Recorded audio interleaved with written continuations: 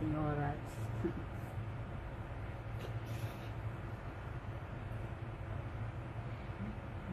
Kasi bawat oras is mahalaga sa ating mga, lalo sa aking mga fellow OFW.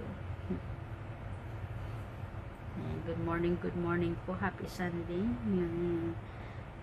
Alam ko sa karamihan ngayon, especially pag Sunday, sa mga kapwa ko OFW is nasa holiday po sila, nasa day off. So, ingat-ingat din po, and then enjoy po sa inyong day off. Ako po kasi guys, hindi po ako nag-day off. May day off po ako, pero my choice ko po na hindi mag-day off. Kasi unang-una na dyan is ang budget. Nalang budget pag lumabas. Yes po, kasi paglabas mo, tumataginting na rin yan agad na, especially dito sa aking area, papunta pa lang $8.5 na, o diba, kulang-kulang $10 sa pamasahe pa lang yan. Pagdating mo sa yung pupuntahan, sabihin na lang natin sa Central, kasi most of the time naman karamihan sa like kapwa ko OFW like me here in Hong Kong, karamihan tambayan ng mga kapwa ko OFW is sa Central. A lot of them nagtatambay sila sa may Blackman, na nagagawa sila ng like parang magpipiknik ba sila, or di kaya sa Tamar. Maganda man magtambay sa Tamar, especially pag winter kasi hindi mainit. Yan, tas meron kang tent, makapagpahinga ka kasi pwede ka maglatag ng tent doon. Sa Blackman naman, naglalatag lang sila, hindi ka pwedeng maglagay ng tent doon eh. Buti nga dito sa Hong Kong, especially doon sa may Central, ang Hong Kong government isinahayaan nila yung mga OFW na gathering ba, hinayaan nila yung area ng Central. Alam mo ba yan yung pinaka-busy sa lahat ng mga OFW? I think yung napaka mautak ni ng Hong Kong government eh. Win-win situation lang. Kumbaga, hinahayaan nila yung mga OFW na mag-stay. Kasi alam din nila, yung mga OFW napakarami. Especially ang mga Filipino. Guys, kung isa-search nyo lang sa Google kung gaano kadami ang mga OFW dito na Filipino sa Hong Kong, napakadami po. So, and then a lot of Filipino, alam naman natin na tayo. Actually, hindi lang naman Filipino, a lot of like Pakistani, I'm not totally sure, Pakistani or Indonesian, nag-hire din ng Hong Kong government. Ang Hong Kong, mga Hong Kong residents ba, nag-hire din sila ng helper from other country, not only in the Philippines. If I'm not mistaken, Indonesian, I'm pretty sure Indonesian, and then another country, I'm not sure. So, yun. Pero a lot of helper talaga, a lot of OFW talaga dito sa Hong Kong. Mostly, the highest rate na OFW dito sa Hong Kong is Filipino. Yan, nag-gather sila sa Central. Yan, naglalatag sila. Kung one time, pag nakalabas ako, gagawa ko ng video. Pero alam ko, marami ng content creator na like me as OFW na content creator dito sa Hong Kong na nagbe-video din sila. Marami dyan talaga sa asking sa may Central na naglalatag sila, tapos nagkakainan. Ang saya guys. Kahit ganyan kung sa ibang mga lahi, kung titingnan nila na parang ang dumi-dumi naman kasi naglalatag lang sa semento, tapos kung saan-saan lang. Pero sa mga, alam na sa mga kapwa ko na mahilig magtampay o na mag-rest doon sa area na yun, ay naku, napakalaking tulong na po yun sa kanila kasi nakapagpahinga po sila. Yes, nakapagpahinga po sila, tapos at the same time nagsama-sama sila ng mga friends na nag-i-enjoy, nagkakainan. Minsan na nag-iinuman nga dyan eh, which is not recommendable guys, kasi mayroon na po dyan na huli or na kumbaga na sobrahan na siya sa kalasingan na hindi niya na-control. Nakakahiya guys, nakakahiya din. Kaya kung mag happy together man kayo dyan sa may Centralin, like sa mga like po ako FW, maging responsible din po tayo, kasi nga kahiya din. Buti nga hinayaan tayo ng Hong government na yung area na yan ibinigay sa atin ng mga OFW. Yes, hinayaan nila yung mga OFW dyan na magtambay.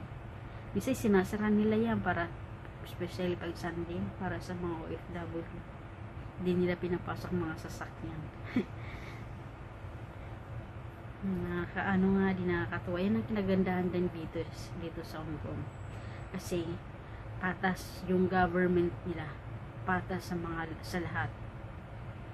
Aminin man natin, hindi lahat ng country, lalo na ayoko na magbanggit, ayoko din naman manira,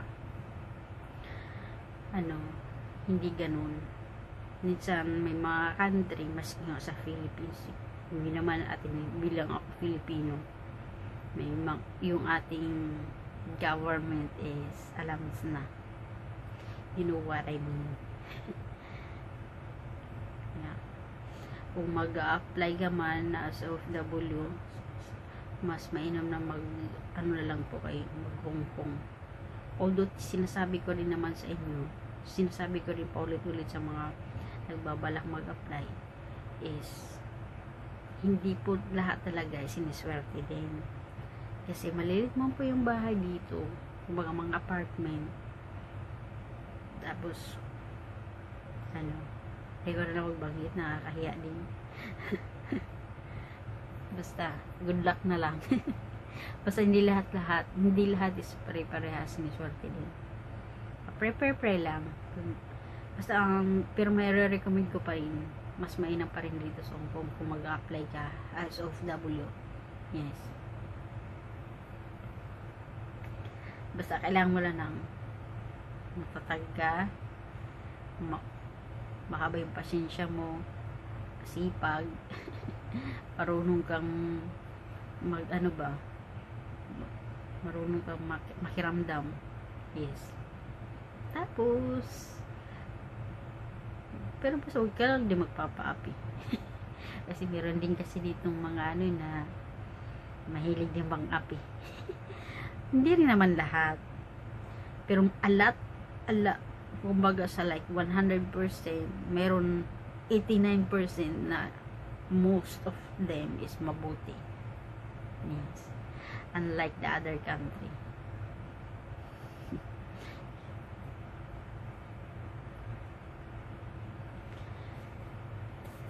That's life. Pero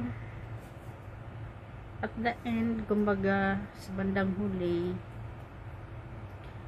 mapalad pa rin tayo pag may trabaho tayo, kasi alam naman natin kung gaano kahirap ang buhay, especially sa Philippines.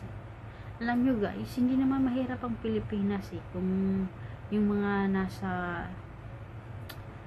kung yung sistema lang ba natin, yung government system natin is maayos, na napapalakad. Hindi mahirap ang Philippines. Sa totoo lang, mayaman ang Pilipinas. Mayaman tayo sa karagatan, mayaman tayo sa kabundukan. Marami namang source of income kung tutuusin para tayong mabuhay. Kung marunong lang talaga yung government natin na pamalakaran ito na maayos, walang mahirap. Kahit nasa probinsya ka lang, walang mahirap. Kumbaga, hindi naman sinasabi kong sobrang mahirap, like kumbaga naman natin, some of the provinces masaya na sila, okay na sila, basta may makain lang 3 beses sa isang araw. Dating hindi naman mahalaga yung mga electricity na yan, mga lampara lang. Kasi galing ako talaga sa hirap, walang-wala talaga, lampara lang ang gamit namin. Tapos namulatan ko din na unang-una talaga na ako mismo, based on my experience, namulatan ko na wala kaming kuryente, wala kaming CR, tapos nakikiigib lang kami. Alam mo, sa mga ninja dati yung mga karagatan malapit sa may dagat, mga talahiban, diyan kami tumatakbo pag pag tinatawag kami ng kalikasan na need namin mag after eating alams na. Naranasan ko yan, guys. Or di kaya maghukay ka sa likod bahay mo. Ganun lang life sa province, ganun kahirap. Tapos hanggang sa nag-improve na lang, guys, na binago na tayo ng teknolohiya. Pero binago man tayo ng teknolohiya, naging maangat-angat man ang ating buhay kahit papano. Pero yung sistema pa rin natin sa government, sa pamamala is hindi na bago. Alam niyo na kung ano kung ibig sabihin. Ewan ko, ayoko din mag-judge, pero alam naman natin na kung ano ibig sabihin. Minsan yung mga nasa posisyon, kaya lang naman nila gusto nasa posisyon kasi alams na. That's life. Hindi naman ulot, di naman lahat, kasi kahit sa ibang bansa din naman meron din naman ganun. Pero kahit sa ibang bansa may ganun, pero develop talaga yung country nila, hindi mahirap yung country nila, maganda, mayaman ang bansa nila kahit may kurap. Diyos ko, sa Pilipinas daming kurap, kaya mga kurap na nga, pero ang mahirap sa pagiging kurap nila is ang nagsasuffer mo a lot of Pilipino, na lalo na yung maliliit. Yung ibang bansa kahit magkurap man sila, pero yung bansa nila mayaman, o diba? Hindi ko naman sinasabing maganda magkurap. Kasi hindi talaga maganda magkurap. Anyway, guys, pasensya na. Parang may masabi lang ako, may kwento lang ba. Yan. Para lang may content.